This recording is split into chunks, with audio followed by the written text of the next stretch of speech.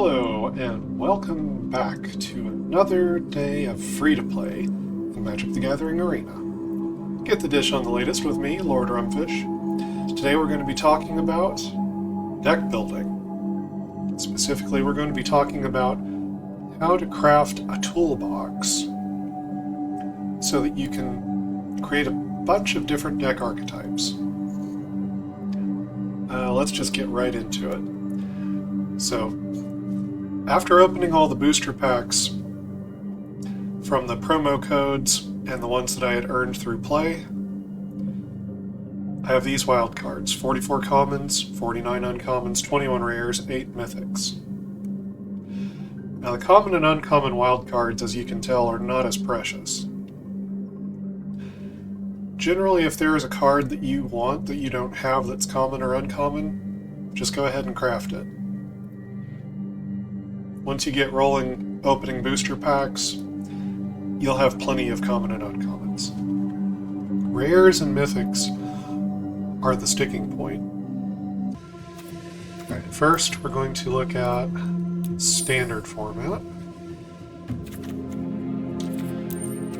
We are going to look at not collected as well. And our first stop is going to be colorless. Usually that means artifacts, but in a set like even Strixhaven had some colorless lessons that you could fetch up. And if we see the Eldrazi again, there could be colorless everything. But usually it's artifacts. The reason we're starting here is because if you find a good enough artifact, it can go into practically any deck you build, but you have to pick the very best of the best.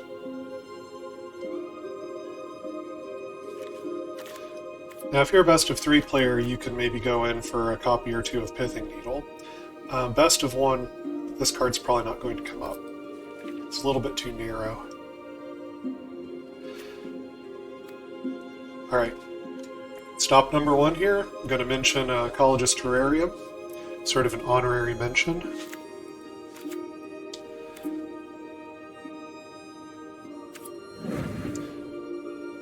I'm going to go ahead and craft 2 of these. If you think that looks like a little bit of a strange choice, the Colorless Terrarium in a 3, 4, or 5 color deck acts a lot like that 2-mana Strixhaven lesson. Now, unlike a lesson, you can't fetch this up for free, but it also hangs around in play as an artifact. For example, if you are playing an Anvil deck, then you could sack this to the Anvil, get some additional benefit out of it. It does have its own secondary effect where it can put a +1/+1 counter on a creature. You could sacrifice this to Rite of Oblivion, a black-white removal spell, so you can exile something. There's a lot of benefits to having a permanent that does this effect. In fact, you could start juggling this thing around, like with Restoration of Aganjo.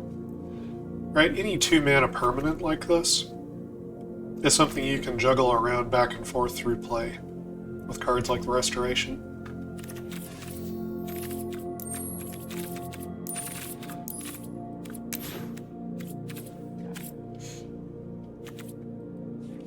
Now, I'm not saying you have to craft any of these. This is just a way to think about it, right? If you look at the colorless cards and you see something that you think your deck would really want, that any of your decks might really want. For example, if you run a lot of aggro, a 1-of copy of Eater of Virtue might be great. Now I've already got 3 here from opening the jump-in packets, so I don't need any more. Give it an honorary mention here, though. But yeah, went ahead and spent 2 common wildcards here, crafted these. As I said, 3, 4, or 5 color deck, this is great mana fixing. You can do it with any color.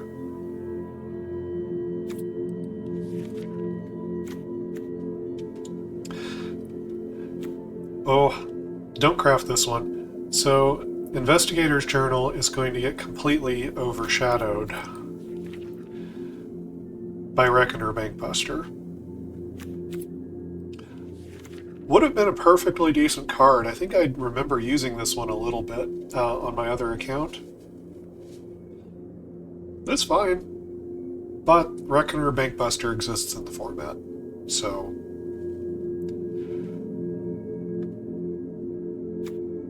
Right. Monument to Perfection.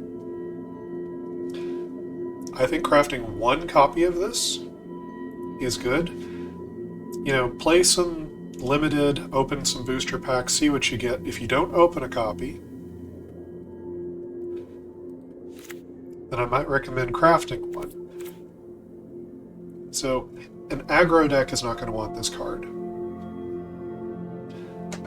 But any deck that's just a little bit slower, that cares about card advantage or getting to the late game, so that would be ramp, control, even mid-range. Even mid-range sometimes has space for an effect like this.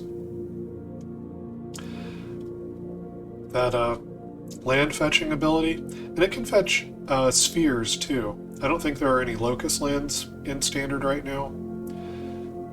But those common sphere lands that sacrifice to draw you a card, it's a very slow, very roundabout way of being able to draw a card that's not a land, using this card.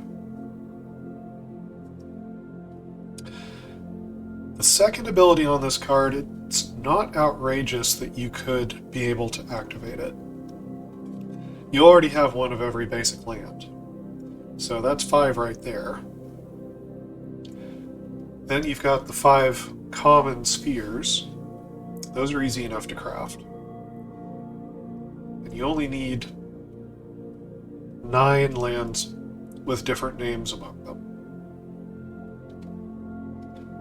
In older formats, you can also have wastes. Wastes is another basic land that has a different name. Right? It doesn't say different types, just different names. So wastes would count for Monument to Perfection. In older formats, it gives you 6 lands for free, right there. And as we'll see, there's a rare sphere land or 2 that might be worth your time as well. And if you're going to have all of those, it might be interesting to see if you want to go all in and build a Monument to Perfection deck. But just for this guide, I'm going to say we go ahead and craft one.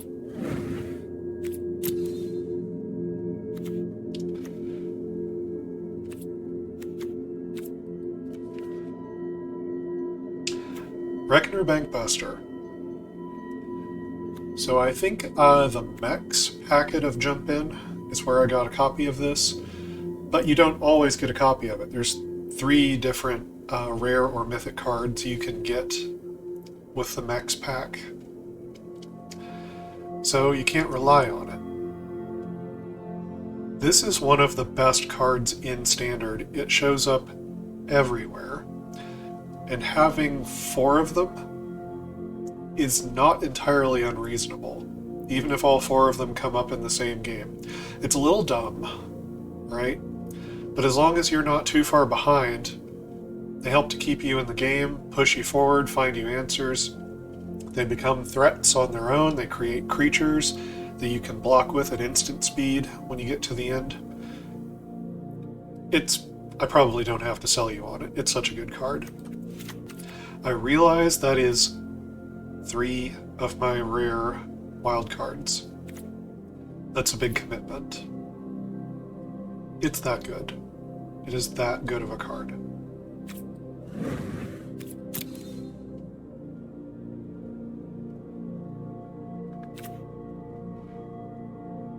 Now there are other cards I'm interested in, right, in the colorless area.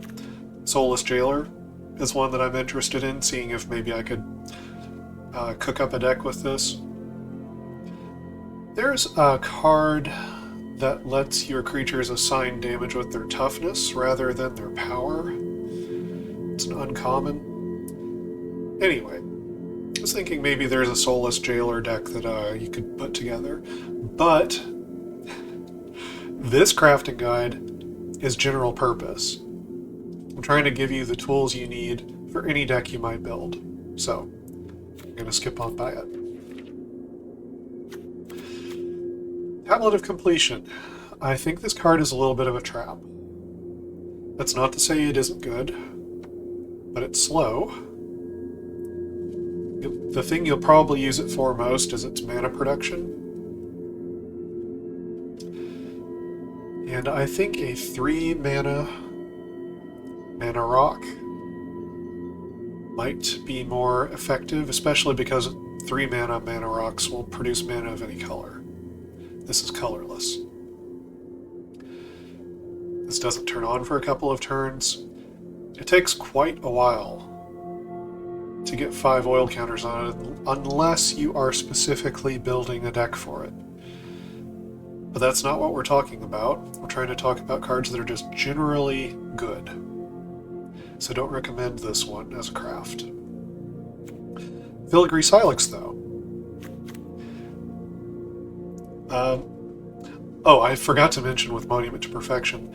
Back in Kamigawa Block, the original one, there was a card called Journeyer's Kite. It was 2 mana artifact, pay 3 and tap, fetches a basic land.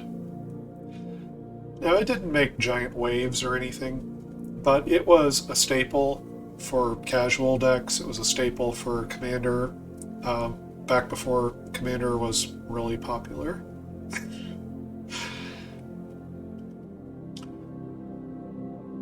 Monument to Perfection is a strictly better Journeyer's Kite, and I always liked Journeyer's Kite. The Filigree Silex, other than being legendary, is a strictly better Ratchet Bomb. Ratchet Bomb was always a perfectly good card.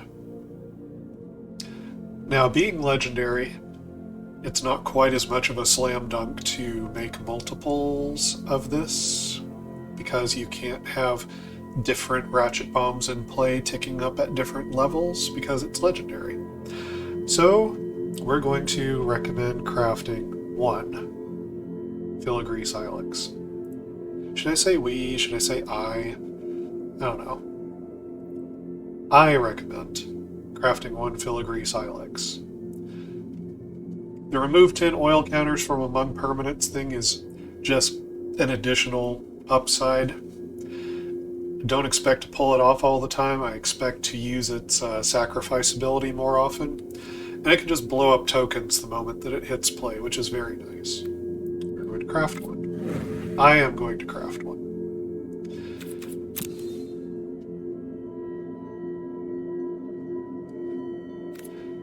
Stonebrain, I think, is a little bit of a trap. I did not craft these 2 that I have. If you were in best of 3 and there was a deck that you felt like had some card, some top end that you could not beat, you could side in the Stonebrain. It's card disadvantage. Make no mistake. But if there is just some card that you cannot deal with whatsoever, you could use the Stonebrain to remove it from your opponent's deck. I don't recommend crafting it.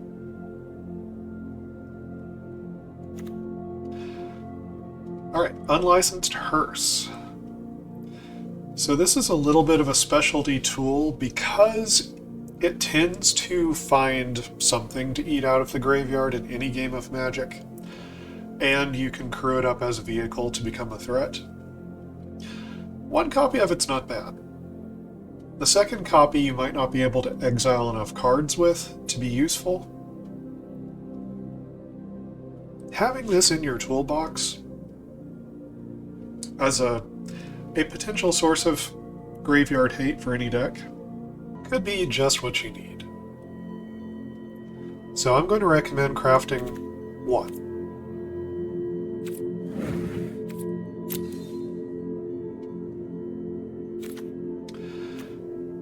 I have not seen Weatherlight Completed do anything that impressed me yet so far. I don't recommend crafting it until someone proves otherwise. Nothing's wrong with Zenith Chronicler, but it's not good enough to recommend crafting. If you happen to open it, it can hate on Blood Tithe Harvester a little bit, or just some of the Grixis and Esper decks in general. Circuit Mender can be a good filler card in your decks. What you'll tend to find is you start cutting it as you get more of the cards you really want. So even in Artifact deck, Rakdos Anvil deck, eventually you start finding cards that replace the Circuit Mender, and that's fine. It'll help bridge the gap early on when you're trying to find enough playables. Karn Silex is a sweeper. It's a card that helps unlock a control deck archetype for you, and it can go into any color of control deck.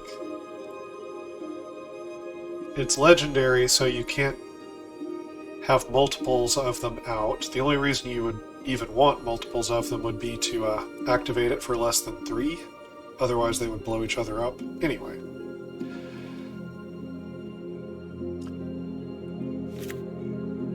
It is a very interesting card. Helps you build towards different control archetypes that you might want. And the players can't pay life to cast spells or activate abilities that aren't mana abilities. It shuts down things you wouldn't expect.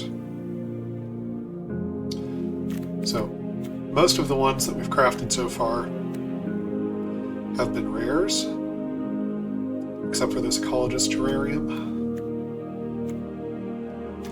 Karn Silex is a mythic. I think it's worth it.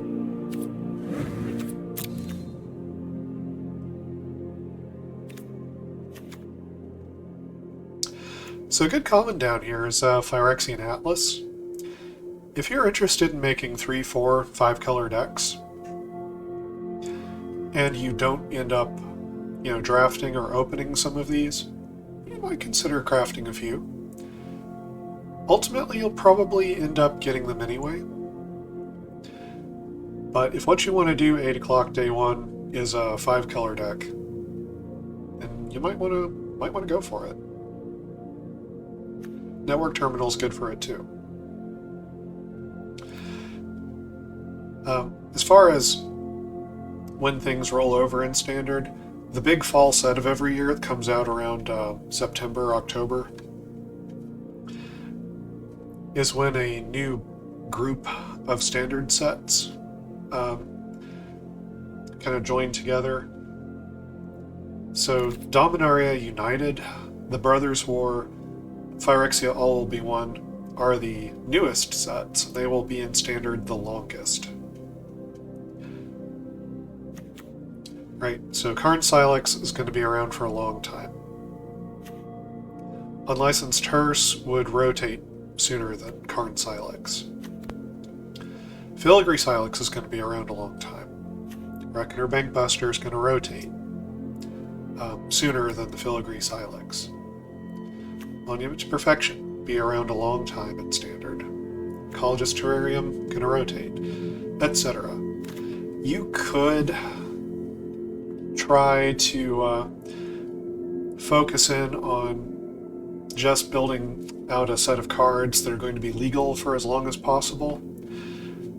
But I think whenever you find yourself jumping into Standard, unless you're coming in the last couple of months before it's about to rotate, you should craft whatever is going to benefit you. Right? Even though these Reckoner Bankbusters are going to rotate out of Standard in the later part of this year, they're such fantastic cards that they are going to help me achieve wins, unlock my potential, build fantastic decks up until that time. And they will help me to earn golden gems. So, don't put too much stock in what's going to rotate.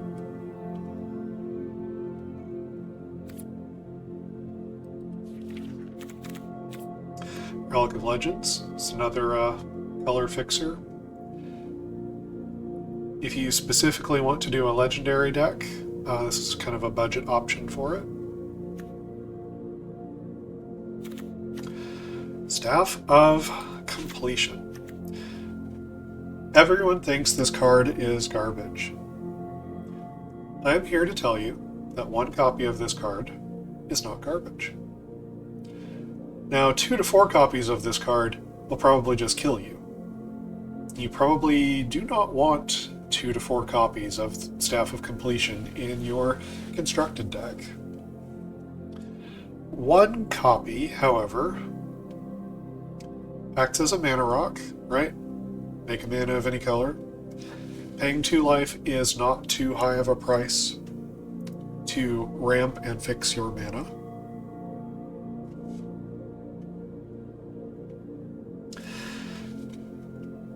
Paying 1 life to destroy a permanent you own can blank what the opponent is doing. Pay 1 life, destroy target permanent you own. So, March of Wretched Sorrow. Black and X. Deal X damage to a creature, gain X life. Destroy it in response. Now the opponent doesn't gain any life. There are other effects like that too. They kill something and draw a card.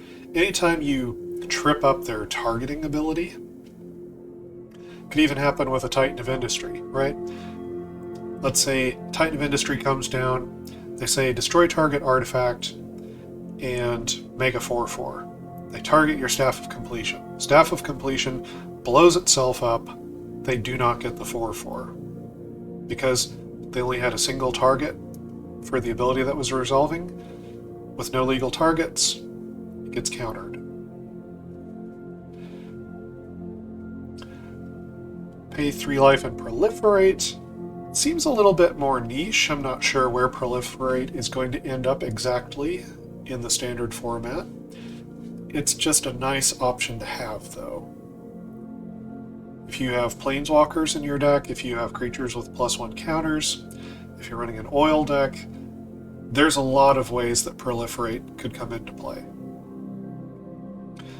You don't need to build around the Proliferate on this card for it to potentially be useful. Alright, tap, pay 4 life, draw a card. So, everyone makes fun of this ability. Everyone thinks that it's junk.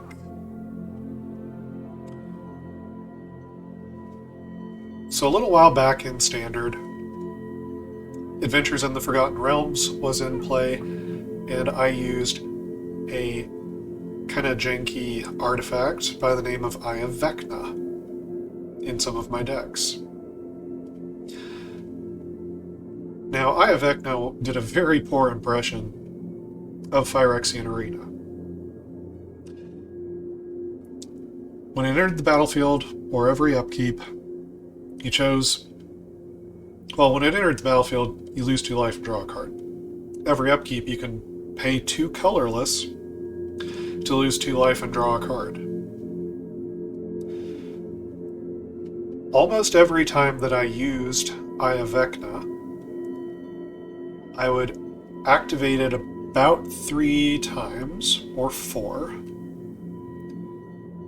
If I was up against aggro, then I might not play it, or I might just use the ETB trigger of it. If I was up against a slow control deck, blue-white, something that's meandering, not putting pressure on me, I remember going all the way down to 8 life with Eye of Vecna drawing cards, which would be the same as 3 activations of Staff of Completion.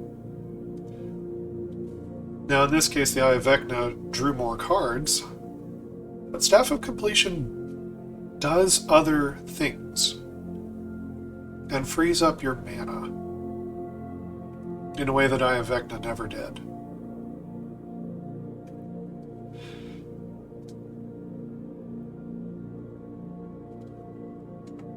I think there will be plenty of times that you can spare 4 life to draw a card. or even 8, or even 12. And if you happen to have life gain in your deck, you could go further than that. I'm not saying that's the primary purpose of this card. I think its primary purpose is to be a mana rock that has other modes. And I think one copy of Staff of Completion for a mana rock that has all these other modes that it can do is pretty friggin' cool. I'm crafting it.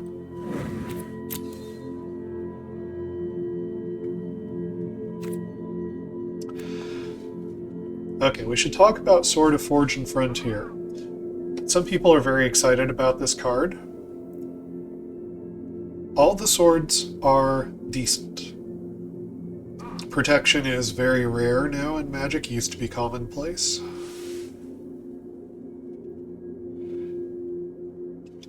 So it gives a creature a boost, protects it from red and green. If you can actually get it equipped onto a creature, then red removal spells don't work, fight spells don't work.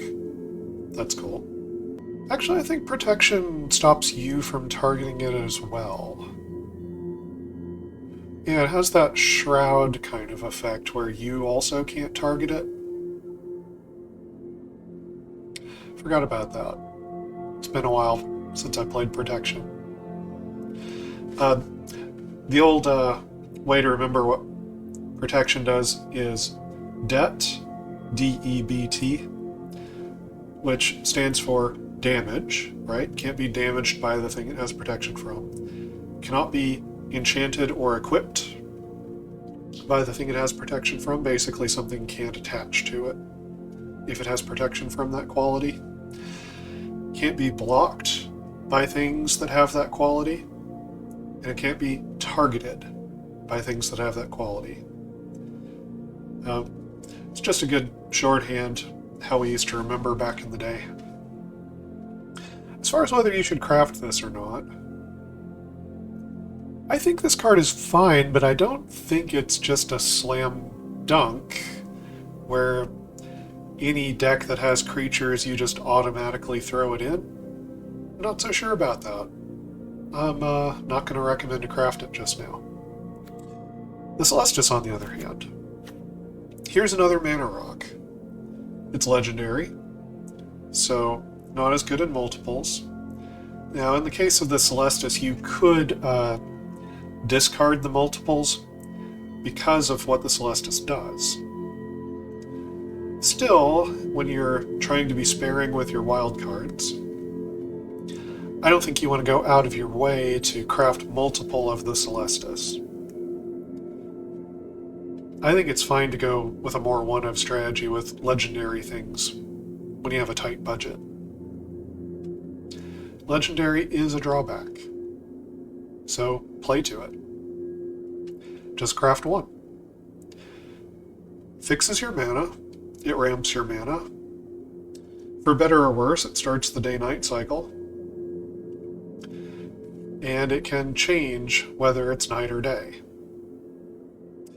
And when night or day changes, you gain a life, and then you may loot. That means draw a card and discard a card.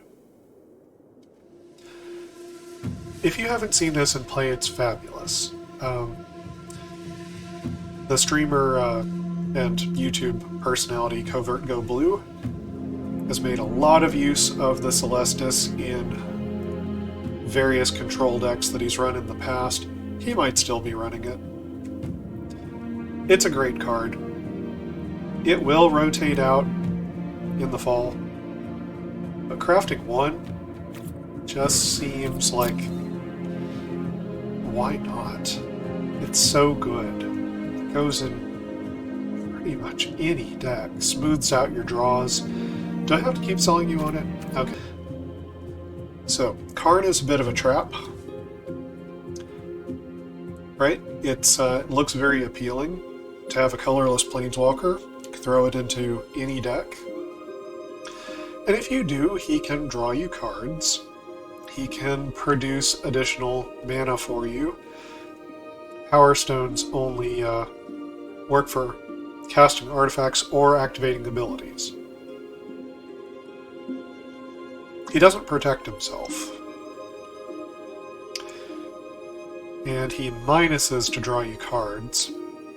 And he costs you at least 1 mana every time he does that too.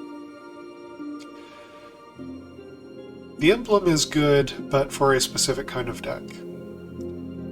Right, if you've been plussing him for a long game, I guess the emblem could be useful in potentially any deck, but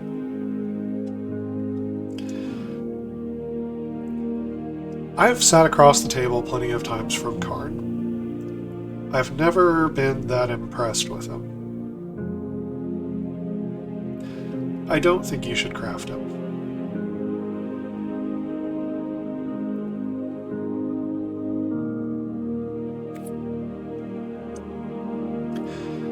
Mere Kinsmith is a fun card. It can fetch more copies of itself. It can also fetch copies of other Mirror. It's not really powerful enough for me to recommend crafting it for a constructed deck. But if you had something very specific in mind, it is a source of card advantage and putting bodies on the field, and artifact bodies. I'm not going to tell you to craft it, just, something to keep in mind.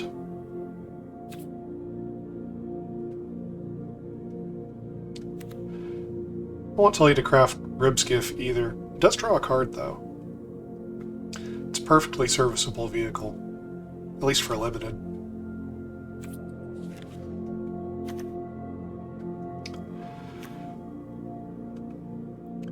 Surge Hacker Mech is not quite good enough as a removal spell on its own. Not quite. Now, if you're running the whole set of Reckoner Bankbuster, the card starts to tick up a little bit in value. But you can't guarantee that you're going to have one of your 4 Bankbusters in play before this needs to hit play and deal with something.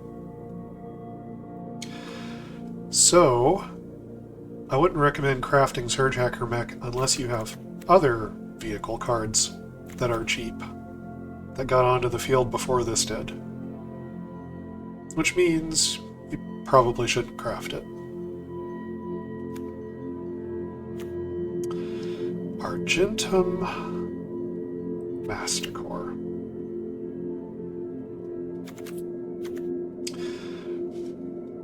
There's always a big question of how many 5-drops you want in a deck.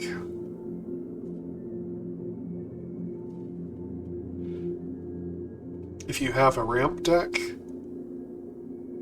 then you can have more 5-drops. You might even shoot past the 5-drops and put in the 6, 7, 8, 9 drops in a ramp deck.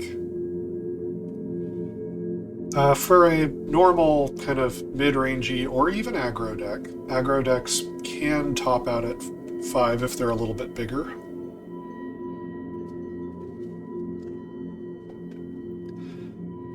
Often you want, somewhere between like 0 to 4 5-drops in a deck. So should one of them be Argentum Masticore?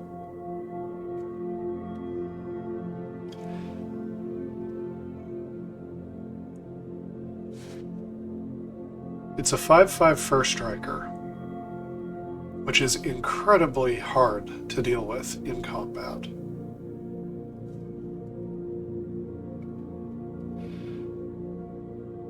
It kills Sheoldred. It kills most things in combat.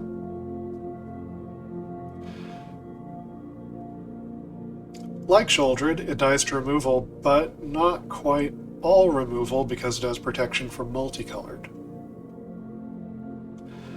So even if your opponent has 3 blood tokens and a Blood Tithe Harvester, that Blood Tithe Harvester can't target this. It also can't block it.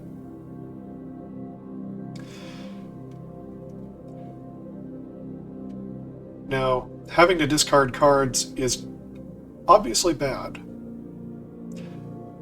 but if you are able to blow up your opponent's permanents with most of your discards, It doesn't have to be all of your discards. If even the first several discards just blow up an opponent's permanent, that's fabulous. You're turning your cards into removal spells that cost 0 mana.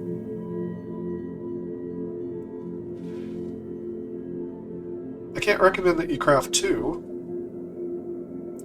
because I don't want to imagine the scenario where you have 2 of these in play and you have to discard 2 cards a turn. Ultimately, unless you're drawing cards, you can't even do that. I am going to recommend crafting 1, though. Maybe I'm crazy. I think this card is good.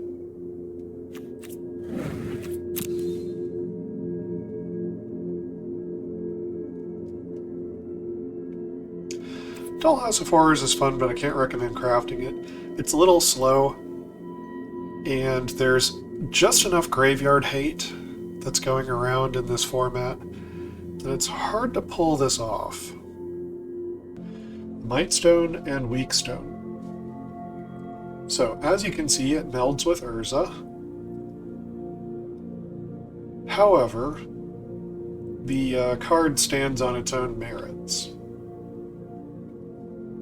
It does its best work in a deck that has giant artifacts.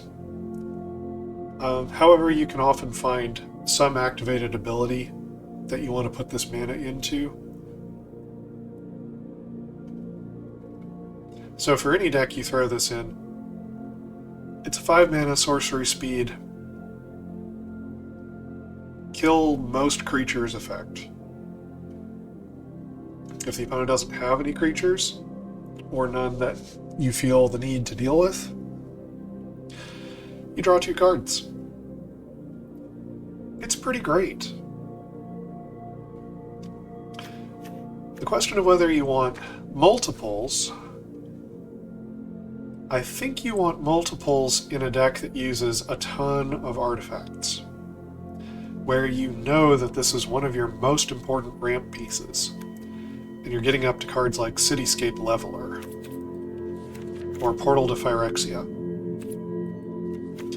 If you know you absolutely are trying to cast these cards for 8 or 9 mana, then this card's kind of a shoe-in for the deck. You know, kill the opponent's creature, draw some cards, ramp your mana, does what you need it to do in that case.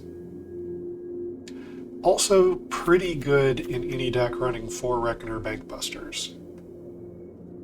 The likelihood that you'll see this 5 mana card sometime later in the game to be able to put its mana into Bankbusters is pretty good.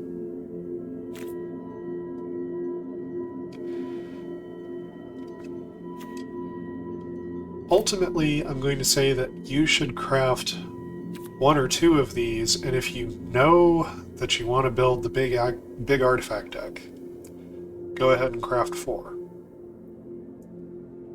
I'm not going to craft the 4 right now because I'm on the fence. I'm going to recommend that you don't craft the 4 either unless you absolutely know it's what you want. It's a very good card, though. Cityscape Leveler. This puts a destroy target non-land permanent effect into any color. Obviously, that's great in green. It's also pretty great for red. Lets black deal with artifacts.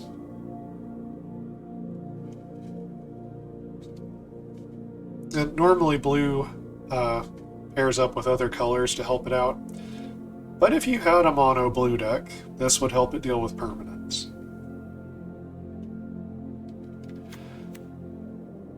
This card is pretty great. But being 8 mana, you either need a Reanimator strategy to get it onto the battlefield, or you need a ramp strategy. I think as a one copy, for a mid-range control type of deck, is not unreasonable. 8 mana is a lot. It is a lot. But you can get there if your deck is a little bit slower. Obviously, an aggro deck, even a deck that kind of leans a little bit aggro, right? Kind of an aggro mid-range, does not want this card. But ramp decks, control decks, kind of go big mid-range decks,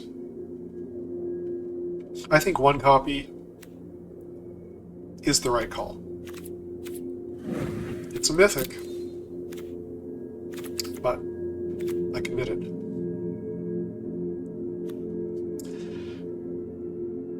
So, Graw's Unstoppable Juggernaut. This card is probably a bit of a meme.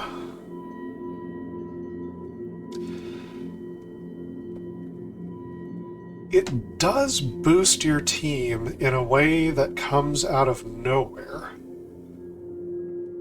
If you win the game with this card, it will probably be the most hilarious win the first time you do it.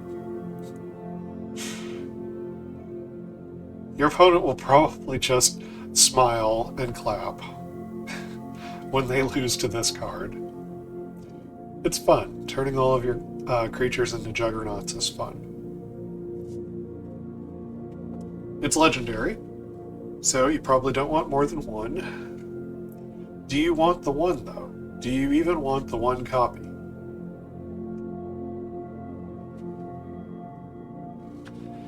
It's kind of like an overrun effect, right? A big team buff alpha strike type of thing to win the game. You can play it defensively, though. You don't have to use it offensively. Even though Juggernauts attack each combat if able, you can play this post-combat, right? Then you have a bunch of 5/3s and a 7/5. So you don't have to commit to the attack the turn you play it. You will have to commit to the attack the next turn unless you bounce or phase this out.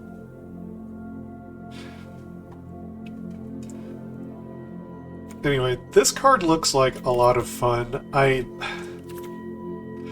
I'm really torn on whether I should recommend that you craft a copy. It's probably a little silly, and there are probably better things you can do. The new Nissa in green has sort of a better effect of this, and she has a more, scalable mana cost than this does. But this can go in any deck. This is any color. I don't know if you should craft a copy, to be perfectly honest. I'm going to.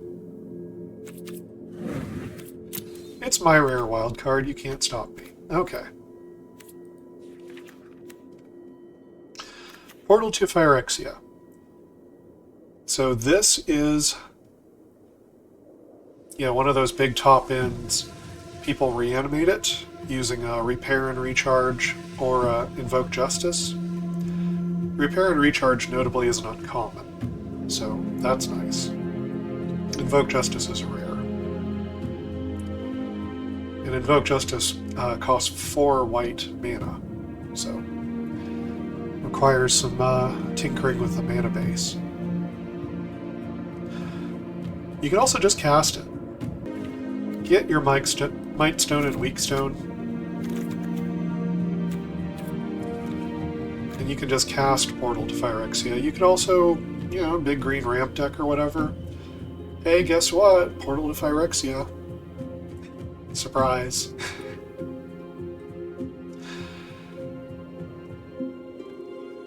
Even without reanimating it, I think having one copy to go at the top of a ramp strategy, or one copy as sort of a sweeper and sort of a finisher in a control deck, is correct. I would go ahead and craft one. As it happens, though, I have opened one, so I do not need to craft one. If I did not have it, though, I would craft one right now.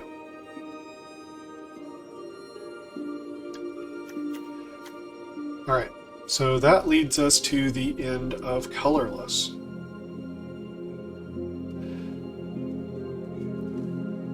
So I'm going to take a break here. I'm going to upload this video. When I come back next time with the crafting guide, we are going to talk about lands. And lands are an interesting conversation. I'm not going to tell you to craft all of the color fixing lands. I have a more narrowed in focus than that. A lot of the common lands and uncommon lands, and even like you get the rare slow lands from Innistrad and Midnight Hunt. When you open up all of your 2-color decks as a new account, you get 2 of each of all of those lands. You really don't need to do a lot of color fixing with your wild cards. But there are some lands that are still worth your time. We'll talk about it next time. Until then, stay cool.